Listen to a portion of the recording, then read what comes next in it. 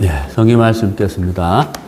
네, 오늘도 빌립보서 1장 8절에서 11절까지 제가 읽겠습니다.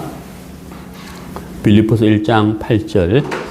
내가 예수 그리스도의 심장으로 너희 무리를 얼마나 사모하는지 하나님이 내 증인이시라. 내가 기도하노라. 너희 사랑을 지식과 모든 총명으로 점점 더 풍성하게 하사 너희로 지극히 선한 것을 분별하며 또 진실하여 허물 없이 그리스도의 날까지 이루고 예수 그리스도로 말미암아 의의 열매가 가득하여 하나님의 영광과 찬송이 되기를 원하노라. 11절 말씀까지 읽었습니다. 우리가 이제 빌립보서 강의를 하고 있는데 오늘 세 번째 시간입니다. 세 번째 시간인데 지난주에 예수 그리스도의 심장으로 사는 삶에 대해서 말씀을 드렸는데 오늘 한 번 더 해야 되겠다 싶어가지고 빌립보서 강의는 세 번째 시간이지만 예수 그리스도의 심장으로 하는 시간은 두 번째 시간입니다.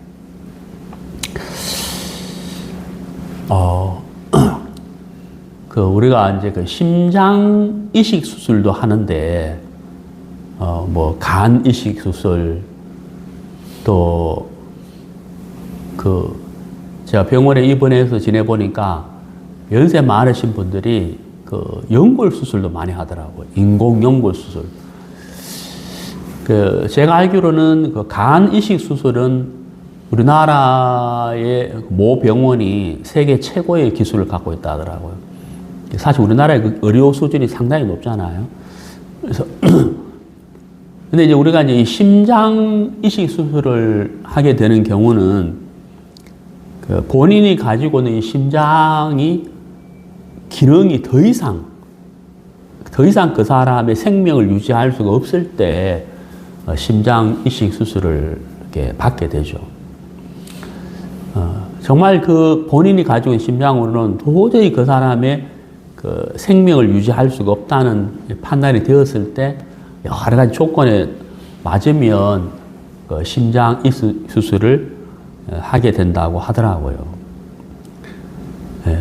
우리가 육체의 심장 이식 수술을 한 것은 아니지만은 사도 바울은 예수 그리스도의 심장으로 라고 표현을 했거든요. 그러니까 심장 이식 수술을 한 것처럼 사도 바울은 예수님의 심장을 이식받았다. 이렇게도 표현할 수가 있는데 심장 이식 수술을 하게 되는 경우는 본인이 가지고 있는 심장이 본인의 생명을 유지할 수 없는 상황까지 갔을 때 심장 이식을 받잖아요. 다른 사람의 건강한 심장을 이식을 받는데 사도 바울은 자기가 가지고 있는 심장, 여기서 말하는 심장은 이제 우리 몸속에 뛰고 있는 심장이 아니고 자기의 마음, 그러니까 옛사람의 마음, 본성, 그것으로는 정말 인생을 복되게 살 수가 없다. 그러니까 그 마음, 옛사람의 그 본성으로는 하나님을 기쁘시게 할 수도 없고 죄악된 삶을 살 수밖에 없고 또 죄의 종로로 탈 수밖에 없고 마귀의 종로로 탈 수밖에 없고 그래서 정말 이 죄악된 본성으로는 절대로 하나님을 기쁘시게 할 수 없을 뿐만 아니고 하나님을 대적하고 거스리는 마귀의 종된 삶을 살 수밖에 없다. 그러니까 나로서는 안 된다. 그죠? 나로서는 안 된다. 그래서 이제 자기 어떤 노력과 열심이 아닌 정말 주님의 그 마음이 내 마음속에 있어야만 된다. 그게 이제 예수 그리스도의 심장이다. 그러니까 예수님의 심장, 예수님의 마음, 예수님의 사랑, 예수님의 긍휼, 이제 그것이 사도 바울의 마음에 자리를 잡아서 그것이 주체가 되어서 자기 삶을 이끌어간다. 그게 곧 그리스도인의 신앙이고 삶이죠. 그래서 사도 바울이 이 빌립보서에서 예수 그리스도의 심장으로 라는 표현을 한 것입니다. 지난주 일요일도 말씀을 드렸고 또 수요일도 좀 말씀을 드렸는데 사도 바울은 자기의 구원이 이루어질 것에 대해서 두려워하는 마음은 없었어요. 성경을 읽어보면 없었는데 상급을 잃을까봐 두려워하는 부분은 있었다라고 제가 수요일날 말씀을 이렇게 드렸습니다. 그 부분을 잠깐 좀 생각해 보겠습니다. 우리 고린도전서 9장 27절을 한번 보실까요?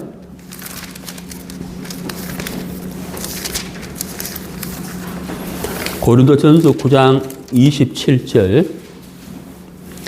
내가 내 몸을 쳐 복종하게 함은 내가 남에게 전파한 후에 자신이 도리어 버림을 당할까 두려워함이로다. 여기 이제 두려워한다는 말을 했잖아요. 그러니까 사도 바울은 구원을 잃을까봐 두려워하지는 않았어요. 왜냐하면 한번 구원은 영원한 구원이고 하나님 은혜로 받은 구원이잖아요. 어떤 인간의 행위와 열심으로 받은 구원이라면 잃어버릴 수도 있겠지만 은혜로 받은 구원이기 때문에 이 구원을 잃어버릴 수가 없는 것이다 라는 분명한 확신과 믿음이 있었습니다. 또 저도 그렇게 생각하고요. 근데 여기 이제 사도 바울이 두려워하노라고 했는데 여기서 이제 두려워하는 것은 상을 잃을까봐 두려워했다는 거죠. 그 앞에 이제 어떤 단어가 나오느냐 하면 버림을 당할까, 이 버림이라는 단어가 나오거든요. 바울이 복음을 위해서 자기 삶을 다 드렸는데도 불구하고 내가 버림을 당할까 두려워한다 라고 표현을 했는데 여기서 이제 이 버림이라는 단어가 헬라어로 아도키모스거든요. 아도키모스. 이 아도키모스의 뜻이 뭐냐면 어떤 그 합격선이 있는데 합격선의 기준에 도달하지 못할까? 미달. 기준점에 도달하지 못했을 때 그걸 이제 아도키모스라 그래요.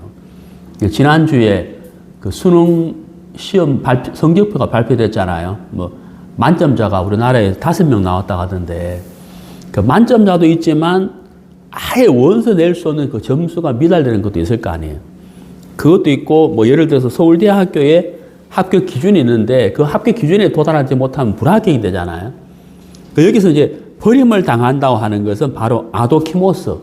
그러니까 이제 그 기준점에 미달되었을 때를 말하는 것이다 하는 건데 그래서 이제 그 기준에 미달되었을 때 미달될까봐 두려워한다고 바울은 이제 말씀하셨는데 제가 지난주 수요일도 말씀드렸지만 저도 이제 이 상급에 관한 이 말씀을 읽고 또 최근에 제가 이제 율법이냐 은혜냐 하는 그 책을 읽었어요. 지난주에. 근데 제가 그 책을 3번째 읽었거든요. 3번째 읽으면서 그 책 계속 율법과 은혜를 쭉 비교해서 말씀하시다가 이제 마지막 부분에 상급에 관한 말씀이 나와요. 방금 이 말씀처럼. 근데 그 말씀 읽으면서 제가 굉장히 막 좀 두렵고 좀 무섭기도 하고 사도 바울이 두려워한 것처럼 저도 이제 막 두려운 거죠. 왜냐하면 야, 내가 상급이 없지는 않겠지만 왜냐하면 이제 물 한 컵 주는 것도 하나님이 기억하신다 하셨기 때문에 없지는 않겠지만 상급을 잃어버렸을 수도 있겠다는 이런 생각이 들어가지고 두려운 마음이 사실 많았어요. 네. 근데 이제 사도 바울이 오늘 말씀 본문에 예수 그리스도의 심장으로 내가 너희 무리를 얼마나 사모하는지 그랬잖아요. 그 바울이 빌립보 교회 형제 자매들을 참 사모했다는 거죠. 사랑하고 만나고 싶고 교제하고 싶고 그러니까 그 마음은 자기의 본성에서 나오는 마음이 아닌 예수님의 마음에서 나오는 것이다 라는 표현을 했지 않습니까? 그러면 사도 바울이 내가 버림을 당할까 두려워하노라라고 했지만 사도 바울이 이 두려움 속에 계속 잡혀서 산 건 또 아니었다는 거예요. 그 두려운 마음은 있었지만 바울이 내가 어떻게 살아야 할 건지를 알았다는 거죠. 그래서 그게 다른 게 아니고 육신의 소욕을 쳐서 복종시켜야 된다. 영에게. 성령의 소욕으로 육신의 소욕을 쳐서 복종시켜서 사는 삶이다 하는 것을 사도 바울이 알았다는 거죠. 그래서 그 상급에 대해서 두려운 마음이 있었지만 방향을 알았기 때문에 바울은 육신의 소욕을 쳐서 복종시키는 삶으로 말미암아 믿음의 삶을 살았다라고 생각을 이렇게 합니다. 좀 더 정리를 좀 해보자면 고린도전서 앞에 3장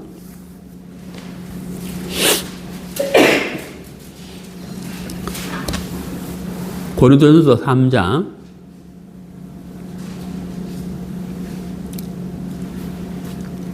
13절 각 사람의 공적이 나타날 터인데 그날이 공적을 밝히리니 이는 불로 나타내고 그 불이 각 사람의 공적을 어떠한 것을 시험할 것임이라. 만일 누구든지 그 위에 세운 공적이 그대로 있으면 상을 받고 누구든지 그 공적이 불타면 해를 받으리니 그러나 자신은 구원을 받되 불 가운데서 받은 것 같으리니. 여기 불이란 단어가 나오는데 이제 우리 구원받은 그리스도인이 그리스도인의 심판대 앞에 서게 되잖아요. 우리가 구원은 받았지만 구원받은 사람이 심판이 없다고 하는 것은 죄에 대한 심판이 없다는 것이지 분명히 심판은 있습니다. 구원받은 사람은. 그것은 바로 그리스도인의 심판대라는 거죠. 그리스도인의 심판대 앞에 서서 우리가 믿음으로 산 것과 믿음으로 살지 못한 것, 성령의 인도를 받아서 산 것과 육신대로 산 것에 대한 심판이 있다는 거죠. 그러니까 상급에 관한 심판이다라고 말씀드릴 수가 있는데, 이제 예를 들어서 이제 불이 이렇게 쫙 지나갔는데 금과 은으로 지은 집은 그대로 남아서 그게 상급이 되지만 나무나 집이나 이런 이제 불로 타버리는 나무나 풀이나 집으로 집을 지은 것을 타버리고 없어지니까 상급이 없다는 거예요. 그 사람은 불 가운데 받은 구원과 같다. 그러니까 겨우 이제 서 있다. 뭐 이런 표현이겠죠. 겨우 구원받은 그거 하나로만 서 있다. 상급은 아무것도 없는 것이다 하는 거예요. 그러면 이제 우리가 상급을 받기 위해서 신앙을 하느냐? 이건 아니죠. 상급이 목적인, 목적 자체가 상급인 그건 아니에요. 신앙은 그건 아닌데 우리가 신앙을 하고 복음을 위해서 우리 자신을 희생시키고 육신을 쳐서 복종하는 것은 상급 자체가 목적이 아니라 주님을 섬기고 복음을 섬기고 또 주님의 사랑에 우리가 젖어서 하는 것이 신앙인지 상급 자체는 목적이 아니라는 거죠. 그러니까 내가 주님이 주신 그 사랑과 복음이 좋고 주님의 말씀이 좋고 거기에 그래서 우리가 신앙을 하는 것이고 그 신앙을 하는 과정에서 하나님이 우리에게 또 상급까지 주신다고 하니까 감사한 일이잖아요. 상급 자체가 목적은 아니라는 거죠. 그러나 사도 바울이 상급을 잃어버릴까 봐 두려워했다는 것은 자기가 어떤 삶을 살아야 할 것인지에 대해서도 생각을 했다는 것을 말씀하고 있는 거거든요. 그래서 갈라디아서 2장 20절에 내가 이제 사는 것은 내가 아니요. 자, 내가 아니요. 하나님 아들을 믿는 믿음으로 사는 것이라. 그러니까 본성을 따라 사는 삶이 아닌 하나님의 아들을 믿는 믿음으로 사는 것이다. 그것이 곧 예수 그리스도의 심장으로 사는 것이다 하는 것이죠.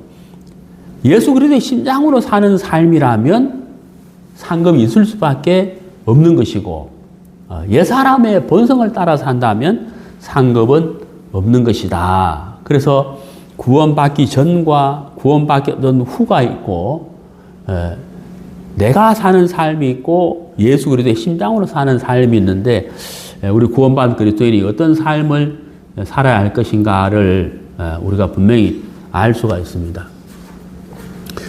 오늘 읽은 이 본문에 내가 너희 무리를 얼마나 사모하는지 이 표현인데, 얼마나 사모하는지라는 표현이 있잖아요.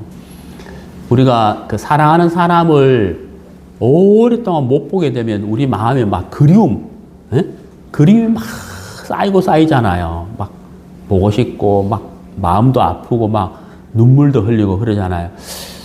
제가 이제 다리 수술을 5월 29일 날 하고, 뭐 재활이다 뭐다 해가지고 이제 제대로 좀 걸을 수 있겠다 싶을 때 우리 부모님 면회를 갔거든요. 요양원에.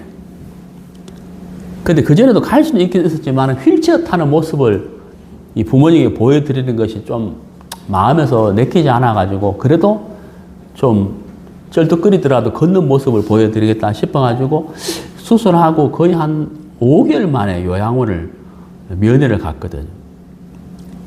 근데 그 요양원에 그때 이제 코로나가 이제 막 번져가지고 코로나 검사를 하는 거예요.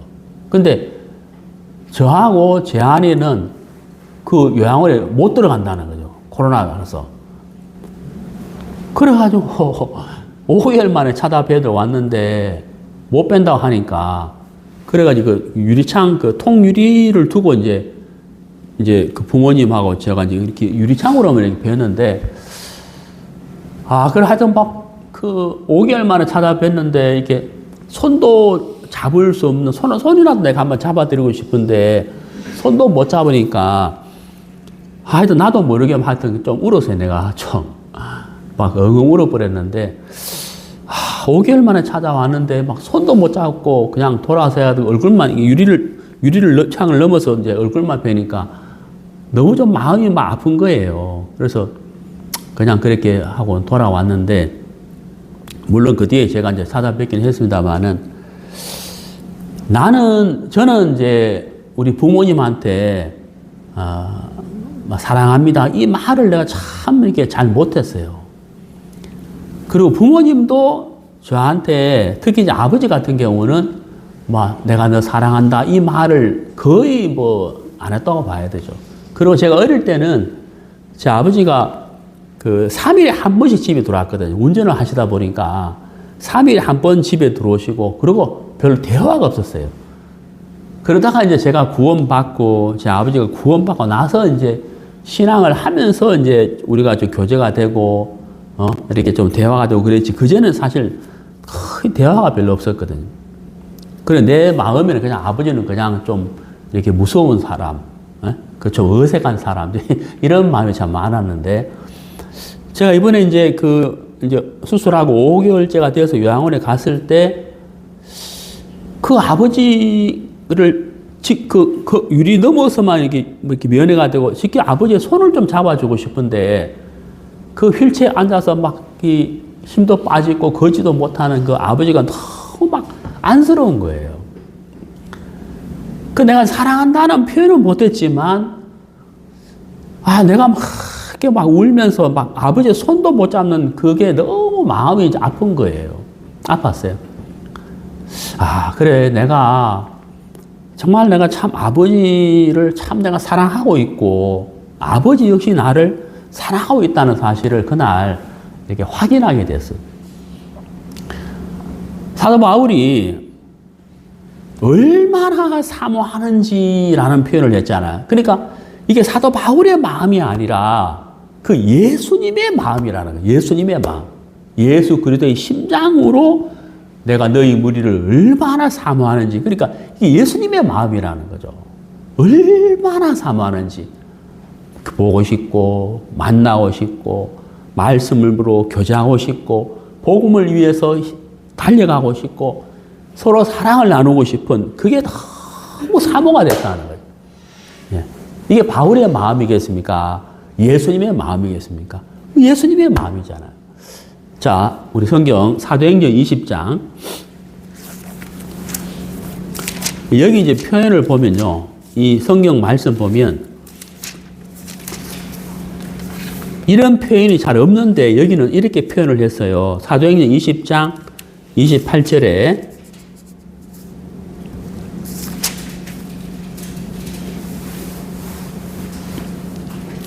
여러분은 자기를 위하여 또는 온 양들을 위하여 삼가라. 성령이 그들 가운데 여러분을 감독자로 삼고, 그 다음 잘 보세요. 하나님이 자기 피로 사신 교회 이렇게 돼 있잖아요.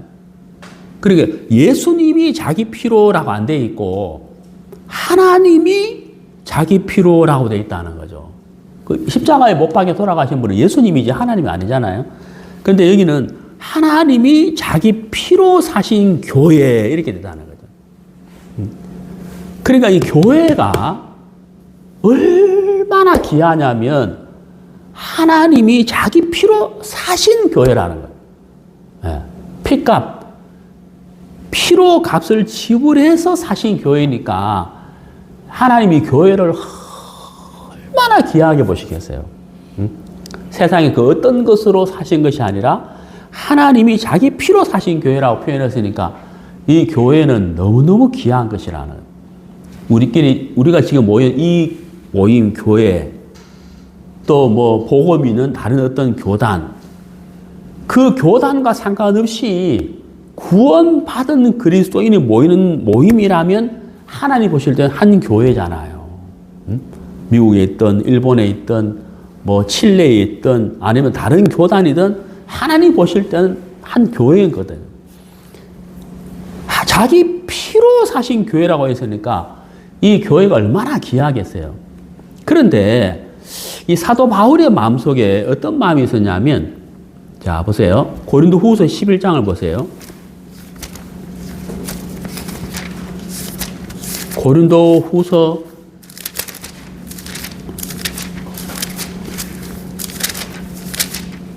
11장 28절.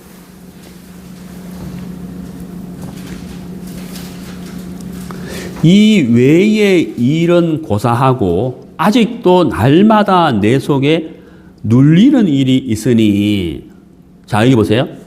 아직도 날마다, 이렇게 날마다, 네? 매일매일 사도 바울에게 눌리는 일이 있다는 거예요.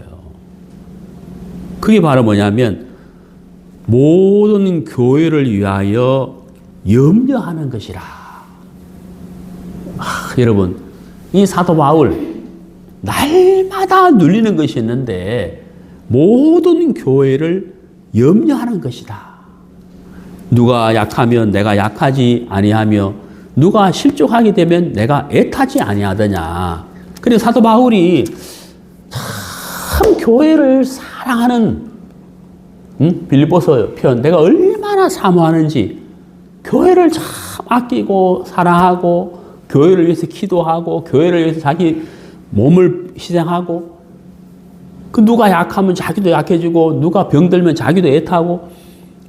그래서 사도 바울의 마음이 교회 형제 자매들과 연결되어져 있는 마음, 하나가 된 마음이라는 것을 알 수가 있잖아요. 자, 여러분, 화분이 있어요, 화분. 자, 화분에다가 이제 이런 걸 뭐라 그래요? 뭐 꽃이나 이런 걸 뭐라 그러지? 뭐 심잖아요, 화분에다 뭐를. 뭐 나무 같은 거 뭐 심잖아요. 뭐 식물을 심잖아요. 그런데 이렇게 쭉 이렇게 줄기가 나오고 나서 잎이 나오면서 여러 줄기가 나오는데 어느 한 줄기에 벌레가 벌레. 그러면 이제 이 줄기만 내가 손을 봐주는 것이 아니고 다른 줄기도 손을 봐주죠. 혹시 다른 줄기에도 벌레가 먹었을까 싶어서 다른 줄기도 내가 손을 봐준다는 거. 왜? 한 뿌리에서 나온 것이라는 거예요. 제 말 이해가시죠? 한 뿌리에서 나온 줄기이기 때문에 병든 줄기만 보는 것이 아니고 다른 줄기도 내가 본다는 거예요. 네. 당연한 거잖아요. 그 주인의 마음이잖아요. 그러면은 교회에 예수 그리스도, 복음의 뿌리에서 예수 그리스도로 하나님이 자기 피로 사신 교회가 이 가지가 이제 가지, 구원받은 그리스도인 가지가 쭉 나온단 말이에요. 근데 바울은 모든 교회를 염려하는 마음 때문에 자기 마음이 눌려 있다라고 표현을 했다는 거죠. 그렇다면 조금 전에 읽었던 그 사도행전 자기 피로 사신 교회라 그랬잖아요. 그 사도 바울의 마음속에 자기 피로 사신 교회가 하나님이 교회를 얼마나 귀하게 여기시는지 그 귀하게 여기시는 그 마음이 바울의 마음에도 있다는 거거든요. 그게 바로 뭐겠어요? 예수 그리스도의 심장이라는 거예요. 예수 그리스도의 심장. 여러분은 이 세상 살면서 누구를 만났을 때 제일 반가워요? 예? 누구 만났을 때 제일 반가워요? 돈 많은 사람? 저는 형제 자매들 만났을 때가 제일 반가워요. 그렇죠. 형제 자매들을 만나서 같이 교제 나눌 때가 제일 반갑고, 제가 사역은 못하는데 말씀 전할 때가 제일 즐거워요. 말씀 전할 때가.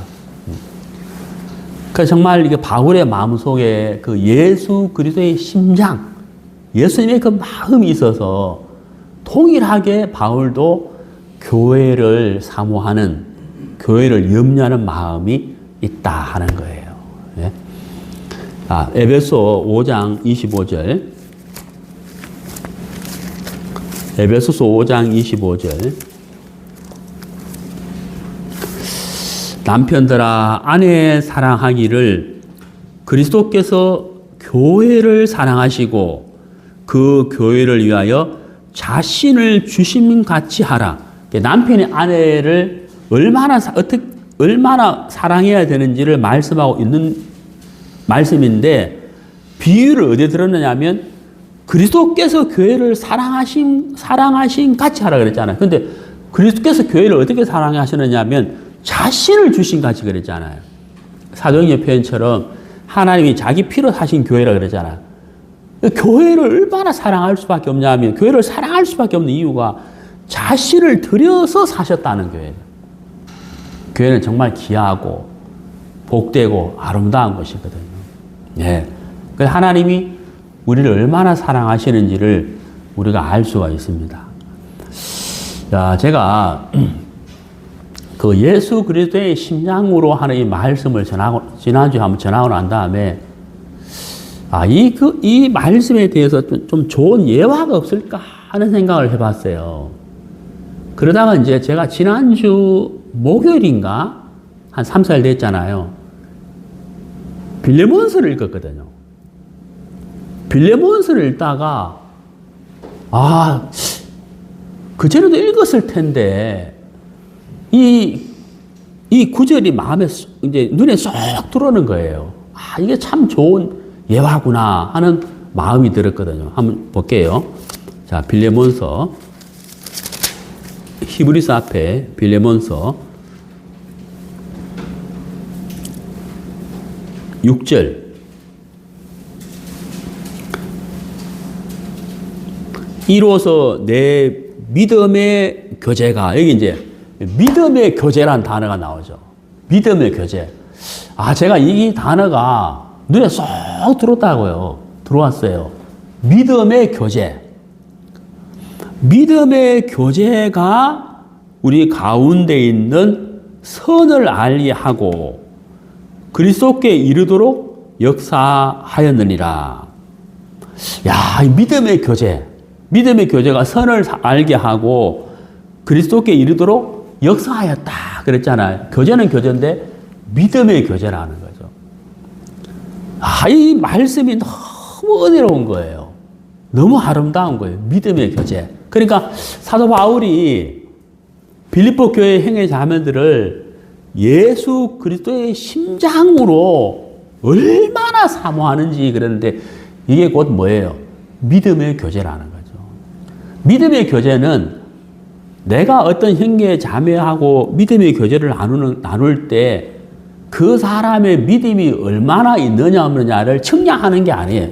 여기서 말하는 믿음의 교제는 그런 게 아니라 이 믿음의 교제를 통해서 내가 받은 은혜를 함께 나누는, 내가 받은 그리스도의 사랑을 함께 나누는, 내가 말씀을 읽고 은혜 입은 건데 그 은혜를 함께 나누는, 그래서 믿음의 교제를 통해서 내가 받은 은혜를 나누면서 그 형제 자매들을 세워가는 것, 그리고 그 형제 자매들의 어려움을 알고 내가 기도해 주는 것, 또 내가 가지고 있는 어려움을 이야기하면서 나를 위해서 기도 부탁을 하는 것, 내가 받은 사랑과 긍휼과 은혜를 믿음의 교제를 통해서 어떤 형제 자매들을 세워주는 것, 이게 이제 믿음의 교제라는 거예요.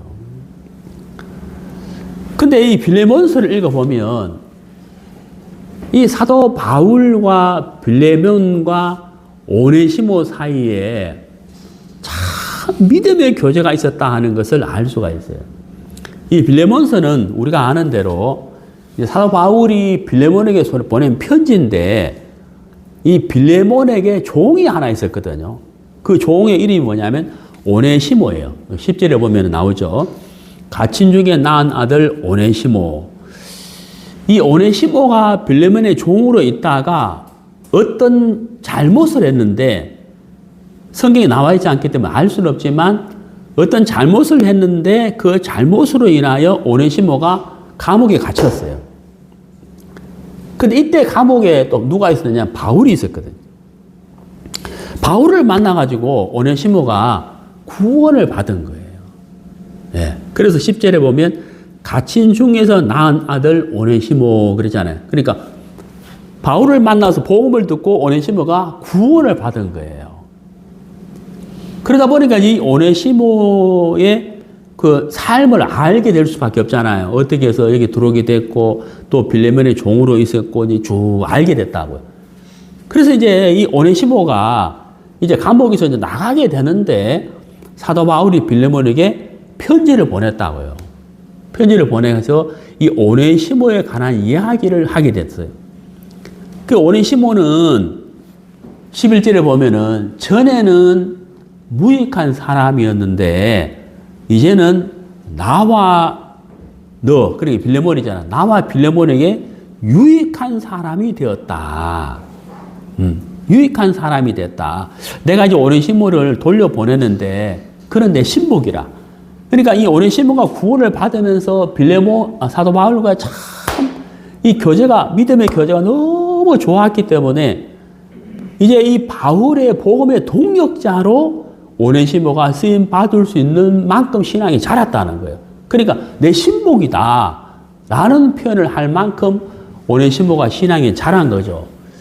근데 이제 오네시모는 빌레몬의 종이니까 빌레몬에게 가야 되는데, 그렇죠. 가야 되는데 13절에 보면 그를 내게 머물러 있게 하여 내 복음을 위하여 갇힌 중에서 네 대신 나를 섬기게 하고자 하나 다만 내 승낙이 없이는 내가 아무것도 하기를 원하지 아니하노니.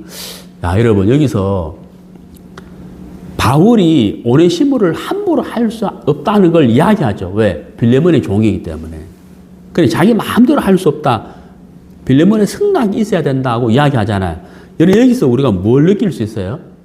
예, 어떤 주종 관계가 아닌 빌레몬의 종인 오네시모지만 사도 바울은 주종 관계가 아닌 형제로서 대우하고 있는 그 예의를 느낄 수가 있잖아요. 형제를 귀하게 여기는 마음, 함부로 대하지 않는, 어떤 명예에 의해서 움직이지 않는, 예, 정말 이해가시죠? 그 어떤 예의 관계를 느낄 수가 있어요. 형제로 대하고 있다는 거죠. 자, 그 다음 보세요. 16절에 이후로는 종과 같이 대하지 아니하고 종 이상으로 곧 사랑받는 형제로 둘자라 이렇게 표현했잖아요. 분명히 오네시모는 종인데 우리가 조선시대 때 종이 있었잖아요. 종, 노비. 그러면 이 당시에도 종의 제도가 있었는데 오네시모가 구원을 받음으로 인해서 종과 같이 대하지 아니하고 종 이상으로 곧 사랑받는 형제로 둘 자라. 형제로 대했다는 거죠. 오네시모 형제, 빌레몬 형제, 사도 바울 형제, 형제로 대했다는 거예요. 여러분 어때요? 참 너무 좋잖아요. 응? 주종의 관계가 아니고 형제로서 대했다는 거예요. 너무 좋잖아요. 사실 제가 이제 목사라고 여러분들 저를 부릅니다만은 사실 형제죠, 형제. 예? 형제, 자매라고 부르는 게 얼마나 좋아요. 참 귀하고 복된 관계잖아요. 사도 바울은 형제로 대했다 하는 거거든요. 그러니까 이 바울과 오네시모와 빌레몬의 관계가 믿음의 교제를 나누는 관계였다는 거예요. 믿음의 교제를 나누는 관계였다. 여러분, 제가 이 말씀을 읽으면서, 우리가 세상에서도 그런 말 하잖아요. 정말 너와 함께 동행하고 마음을 나눌 친구가 있느냐. 그런 질문 하잖아요. 정말 너한테 한 사람 친구가 있느냐 하는 것처럼 우리에게 믿음의 교제를 나눌 수 있는 형제 자매가 있느냐 이런 생각을 내가 해봤어요.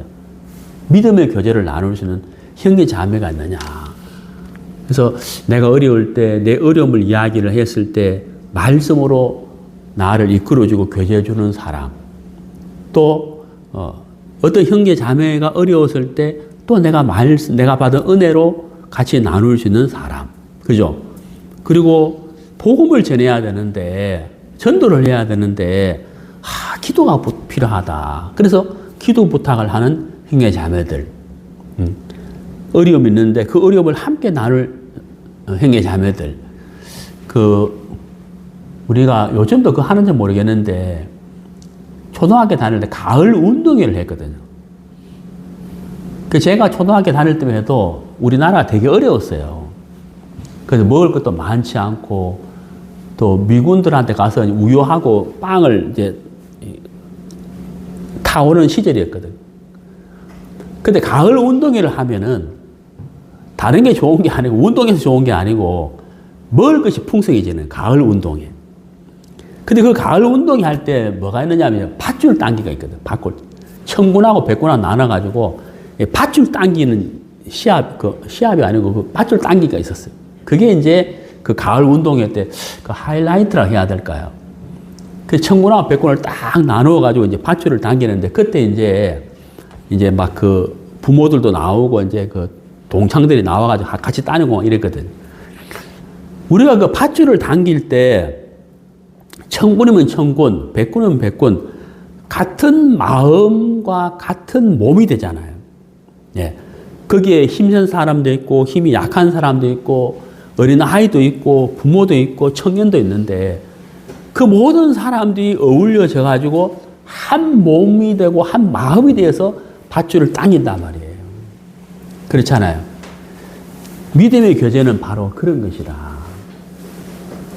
누가 약한 사람도 있고, 강한 사람도 있고, 병든 사람도 있고, 믿음에 성장한 사람도 있고, 믿음에 성장하지 못한 사람도 있는데, 하나님이 보실 때는 다 같은 형제 자매라는 거죠. 그래서 우리가 같은 마음으로, 같은 교제와 같은 말씀으로 된다면 우리가 믿음의 교제를 나눌 수가 있다고 하는 사실이거든. 바울은 오네시모를 대할 때 주종의 관계가 아닌 형제로서 대했다는 사실이거든. 참 너무 귀하고 아름다운 거잖아요. 자, 그 다음에 이제 18절에 그가 만일 내게 불의를 하였거나 내게 빚진 것이 있으면 그것을 내 앞으로 계산하라. 이 사도 바울의 마음이 예수님의 마음이잖아요. 오네시모가 불의를 하였거나 빌레몬에게 빚진 것이 있다면 나한테 청구해라. 내가 갚아주겠다.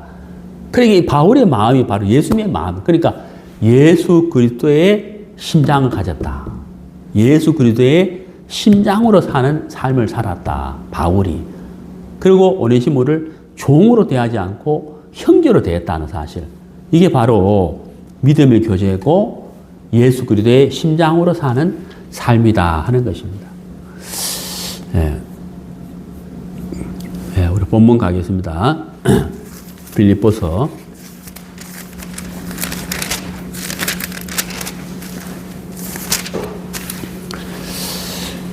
1장 8절 내가 예수 그리스도의 심장으로 너희 무리를 얼마나 사모하는지 하나님이 내 증인이시라. 내가 기도하노라. 너희 사랑을 지식과 모든 총명으로 점점 더 풍성하게 하사 너희로 지극히 선한 것을 분별하며 또 진실하여 허물 없이 그리스도의 날까지 이루고. 야, 여기 이제 사도 바울의 기도를 보는데요. 사도 바울이 이제 어떤 기도를 했느냐 하면 너희 사랑을 풍성하게 하사 이렇게 표현했거든. 기도했거든. 아, 제가 이 기도를 보면서 이 기도를 보면서 빌립보 교회 형제 자매들이 얼마나 복받은 사람들인가 하는 마음이 들었어요. 우리가 신앙을 하는 사람들인데 신앙을 하는 힘, 원동력이 있어야 되잖아요. 원동력, 그 힘. 그러니까 기관차 힘으로 객차가 가잖아요. KTX 기관차 힘으로 가는 것처럼 우리 신앙에 원동력, 힘이 있는데 사도 바울은 내가 기도하노라. 너희 사랑을 지식과 모든 총명으로 점점 더 풍성하게 하사. 사랑이 풍성하게 되어서 이렇게 표현했다는 거죠. 그 다음에 두 번째 무슨 표현을 했느냐 하면 11절에 예수 그리스도로 말미암아 이렇게 표현했다는 거죠. 예수 그리스도로 말미암아 의의 열매가 가득하여. 제가 설교 소두에 말씀드렸는데 사도 바울이 상급을 잃어버릴까 봐 두려워했다 그랬잖아요. 근데 바울은 방향을 잡았다 그랬잖아. 육신을 쳐 복종하게 했다. 성령의 소욕으로 말미암아 성령의 힘으로 말미암아 육신의 소욕을 쳐서 복종케 했다 하는데 여기도 보면은 사도 바울의 기도를 보면은 첫 번째 사랑이 풍성하여 너희 사랑을 지식과 모든 총명으로 점점 더 풍성하게 해서 지극히 선한 것을 분별하고 진실하여 허물 없이 그리스도 날까지 이루고. 두 번째 예수 그리스도로 말미암아 의의 열매가 가득하여 그랬거든요. 그러니까 신앙의 원동력은 사랑, 예수 그리스도. 의의 열매가 상급이잖아요. 그 상급과 열매는 나로 말미암는 것이 아니고 예수 그리스도로 말미암는다. 예수 그리스도로 말미암아 의의 열매가 가득하여 라고 바울이 기도했다는 거죠. 야, 그러니까 참 바울이 모든 교회를 사랑하지만 이 빌립보 교회를 참 사랑했구나. 빌립보 교회는 이 바울로 말미암아 참 신령한 것을 공급받았는데 빌립보 교회와 바울의 관계가 정말 믿음의 교제가 있었다 하는 사실을 생각해 보면 참 복된 사람들이다 하는 마음이 이렇게 들어집니다. 네, 우리 성경을 좀 찾아보겠습니다. 창세기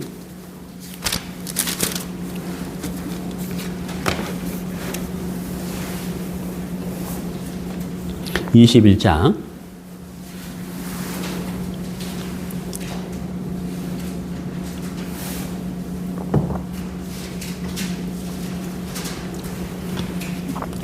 창세기 21장 1절 여호와께서 말씀하신 대로 사라를 돌보셨고 여호와께서 말씀하신 대로 사라에게 행하셨으므로 사라가 임신하고 하나님이 말씀하신 시기가 되어 노년의 아브라함에게 아들을 낳으니. 자, 여러분 여기 이제 1절, 2절을 보면은 사라가 무엇을 해서 아브라함이 무엇을 해서 아니면 아브라함의 그 어떠함으로 사라가 임신했다. 이게 아니잖아요. 온 온전히 하나님의 말씀의 능력으로, 하나님의 은혜로, 하나님이 일하심으로 사라가 임신했다.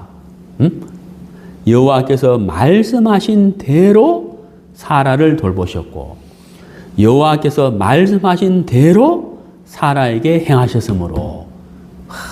너무 좋잖아요.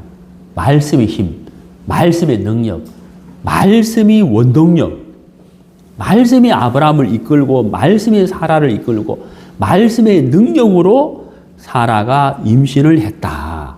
또 말씀하신 시기가 되어, 그래, 말씀이 원동력이 되고 말씀이 아브라함과 사라를 이끌어가고 있다는 사실을 볼 수가 있잖아요.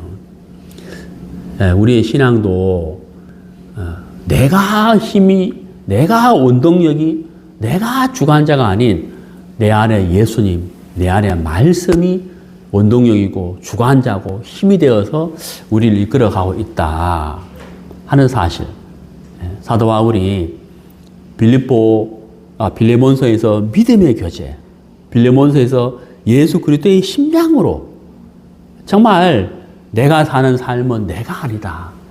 내가 사는 삶 자체는 너무 무익하고 너무 더럽고 너무 추하고 너무 악하기 때문에 이 심장은 버려야 되고 예수의 심장이라 하야만 되는 것이다. 예수의 심장이라 하야만 내가 하나님을 기쁘시게 할 수 있는 것이고 내 삶이 가치가 있는 것이다. 믿음의 교제는 나 혼자만의 믿음이 아니고 함께 믿는 믿음의 교제라는 거죠. 그 부분이 우리가 너무 감사하고 복된 것이잖아요. 자, 우리 시편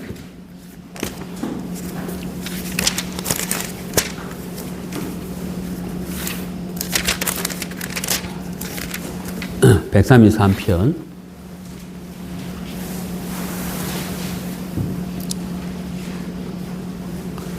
보라, 형제가 연합하여 동거함이 어찌 그리 선하고 아름다운고. 머리에 있는 보배로운 기름이 수염 곧 아론의 수염에 흘러서 그 옷깃까지 내림 같고 헐몬의 이슬이 시온의 산들에 내림 같도다. 거기서 여호와께서 복을 명령하셨나니 곧 영생이로다. 가장 아름다운 표현을 한 성경 구절, 시편 133편 1절. 보라, 형제가 연합하여 동거함이 어찌 그리 선하고 아름다운고. 그래, 믿음의 교제를 나누는 형제 자매들의 모습이 어찌 그리 선하고 아름다운고 라고 표현을 이렇게 했습니다. 우리가 예수 그리스도의 심장으로 사는 바울의 삶처럼 우리도 구원을 받아서 우리도 동일하게 예수 그리스도의 심장으로 사는 삶을 사는 그리스도인이 됐고, 또 우리도 믿음의 교제를 나누는 형제 자매이 됐다는 사실이 너무 이렇게 감사합니다. 앞으로 우리가 주님 오시는 그날까지 믿음의 교제를 나누고 예수 그리스도의 심장으로 우리 모두가 살게 되기를 바랍니다.